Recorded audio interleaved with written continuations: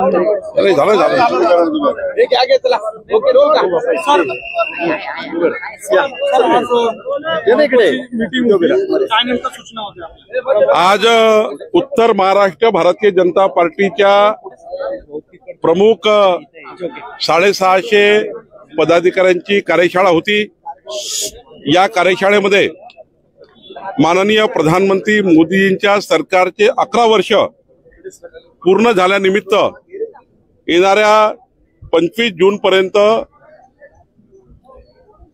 माननीय मोदीजीच्या सरकारने केलेले कार्य, माननीय मोदींच्या सरकार येण्यापूर्वीची या देशाची परिस्थिती, आजची परिस्थिती, माननीय मोदींचं सरकार येण्यापूर्वी महाराष्ट्राची परिस्थिती, आजची परिस्थिती आणि या 10 वर्षात 11 वर्षात काय काय बदल झाले आहेत, पायाभूत सुविधा असतील, गरीब माणसाच्या गरीब कल्याण योजना असतील, या सर्व योजना पुन्हा एकदा जनतेपर्यंत पोहोचवणे, काही लोक सुटले असतील त्यांना जनतेपर्यंत त्या योजना पोहोचवण्याचं काम करणे आणि आमचं सरकार, देवेंद्र फडणवीसचं सरकार यांनी या 100 दिवसामध्ये जे काही निर्णय घेतले आहे त्या निर्णयाला सुद्धा खालीपर्यंत पोहोचवणे आणि माननीय देवेंद्र फडणवीस सरकारने पुढच्या 150 दिवसामध्ये जो संकल्प केला आहे तो संकल्प सुद्धा आम्ही घरोघरी पोहोचवण्याचा विचार या कार्यकारिणीत मांडला, या कार्यशाळेत मांडला।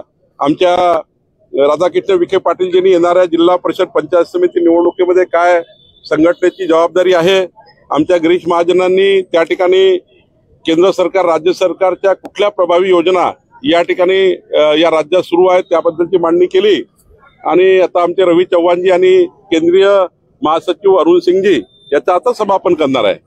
खरं तर याकरता ही कार्यशाळा होती आणि आता आम्ही पुढच्या 15 दिवसामध्ये घरोघरी जाणार आहोत। आज पर्यावरण दिवस सुद्धा आहे। या पर्यावरण दिवसाच्या निमित्त भारतीय जनता पार्टीने संकल्प केला आहे की एक पेड़ माँ के नाम, आईच्या नावाने एक झाड प्रत्येक घरासमोर लावायचं आणि आईचं नाव त्याला द्यायचं। आई दिवंगत असेल तरी झाड लावायचं, आई असेल तरी झाड लावायचं, काही लोकांची आई गेली तर त्यांच्या नावानं झाड लावायचं, असा एक संकल्प भारतीय जनता पार्टीने केला आहे। एक पेड़ माँ के नाम हाही संकल्प आम्ही केला आहे। अशा वेगवेगळ्या ठिकाणी आपलं काय नेमकं धोरण आहे? नाही, माननीय आमचे तीनही नेते देवेंद्रजी, एकनाथजी, अजित पवारजी या सर्वांनी ठरवलं आहे, आम्ही सुद्धा भाजपाने ठरवलं आहे मोठा पक्ष म्हणून, की या राज्यातल्या सर्व निवडणुका या महायुतीमध्येच होतील। कुठलीही निवडणूक महायुती सोडून होणार नाही। पण एखाद्या ठिकाणी जर काही टाय निर्माण झाला, त्या ठिकाणी मित्र पक्षासारखी होऊ शकले एखाद्या ठिकाणी, पण त्या ठिकाणी असं कुठलंही कार्य कर्तृत्व भारतीय जनता पार्टीकडनं होणार नाही किंवा आमच्या मित्र पक्षाकडनं होणार नाही की आमचं वितुष्ट हे या ठिकाणी खूप दूर जाईल। मैत्रीपूर्ण एखाद्या वेळी एखाद्या ठिकाणी होऊ शकेल। मुंबईकर बडगू जर पक्षात प्रवेश करण्यास इच्छुक आहेत अशी बातमी होती, त्यांची हकालपट्टी करण्यात आली आहे, आपल्या पक्षातून त्यांना विरोध होतोय, एकूणच पक्षाची काय भूमिका असणार अशा पद्धतीच्या सगळ्या प्रवेशांसंदर्भात? भारतीय जनता पक्षामध्ये ज्याला यायचं आहे त्याला या पक्षाचे दरवाजे उघडे आहेत।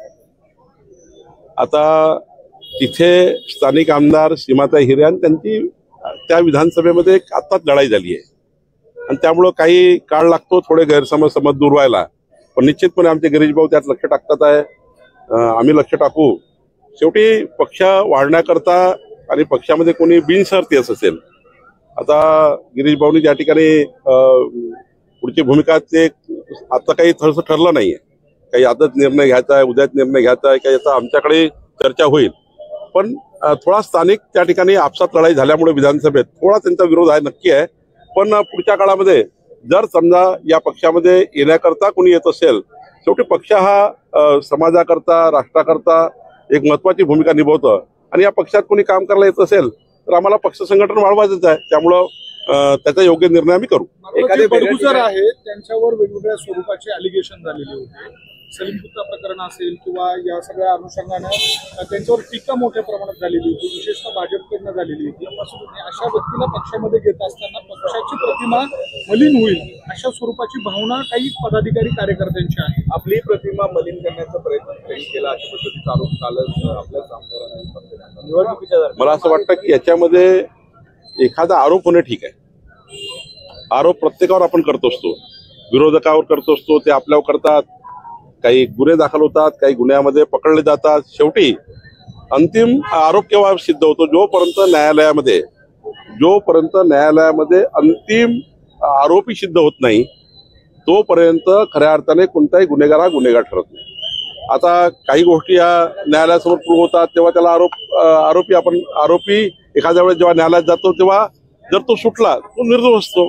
त्यामुळे मला वाटतं आपण कुणाही व्यक्तीचं मूल्यमापन, कोणत्याही पक्षाच्या कोणत्याही व्यक्तीचं मूल्यमापन हे न्यायालयात दोषी झाल्यानंतर त्या व्यक्तीचं मूल्यमापन केलं पाहिजे असं मला वाटतं. एखादे वेगळा निर्णय होईल महापालिका निवडणूक आपण बोलला, आतापासूनच मुंबईमध्ये मोठा भाऊ लहान भाऊ अशा पद्धतीचे वाद चालू आहेत, हे थांबवण्यासाठी कसा प्रयत्न होईल?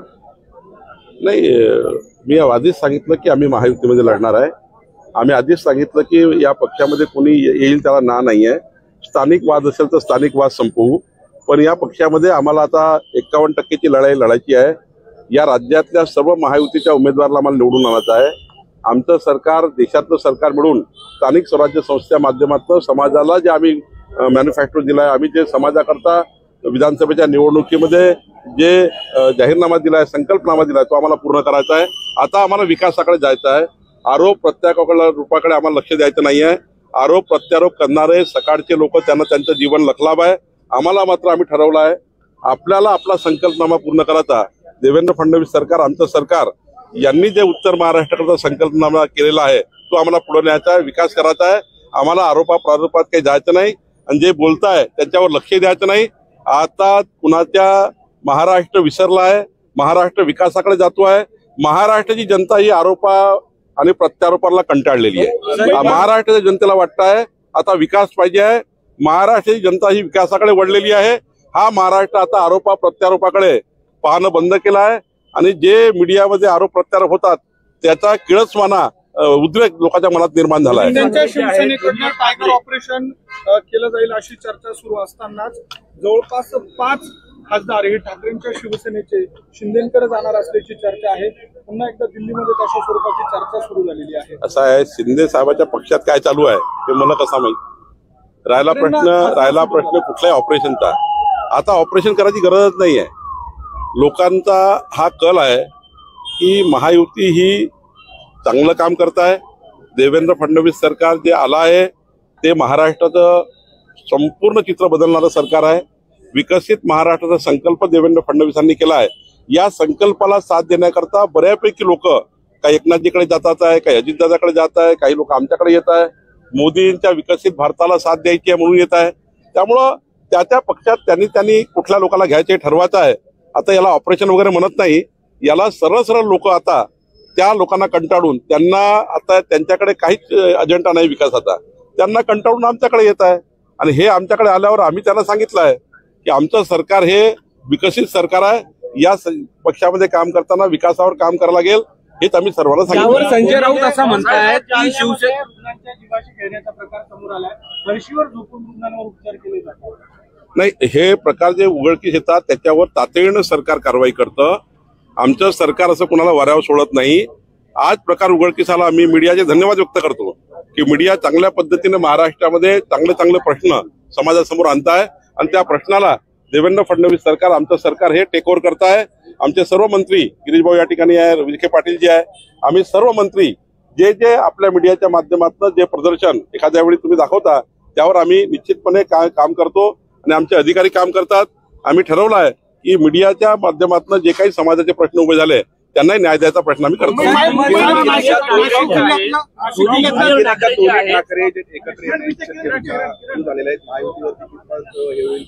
यावरती विषय असा आहे की दोन्ही ठाकरेंचे पुत्र जे आहेत, म्हणजे ज्युनियर ठाकरे जे दोन्ही, ते आता मैदानात उतरले आहेत. किती आव्हान वाटते दोन्ही ठाकरे एकत्र आल्यानंतर? असं आहे की भारतीय जनता पार्टी महायुतीला काही आव्हान नाही आहे. माननीय राजसाहेबांनी निर्णय करायचा आहे, माननीय उद्धवजींनी निर्णय करायचा आहे. त्या दोघांच्या निर्णयात भाजपाचा काही संबंध नाहीये.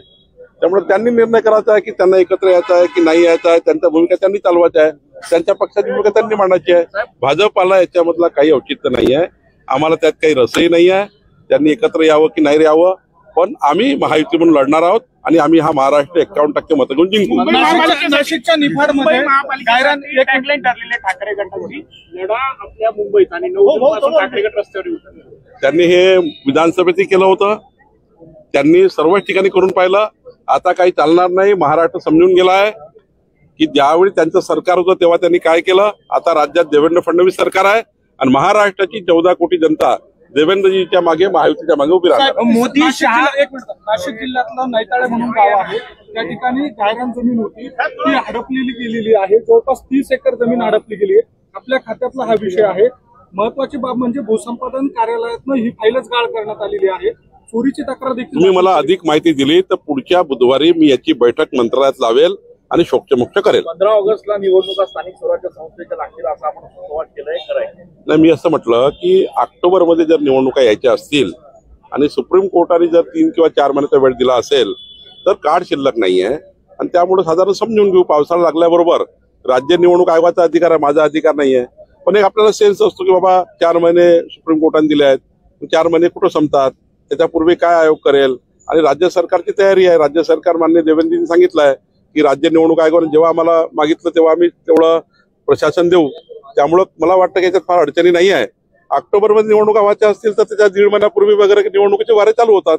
त्यामुळे आम्ही आमच्या संघटनेला त्या ठिकाणी आज तशी सुचवलेलं आहे. मोदी आता काय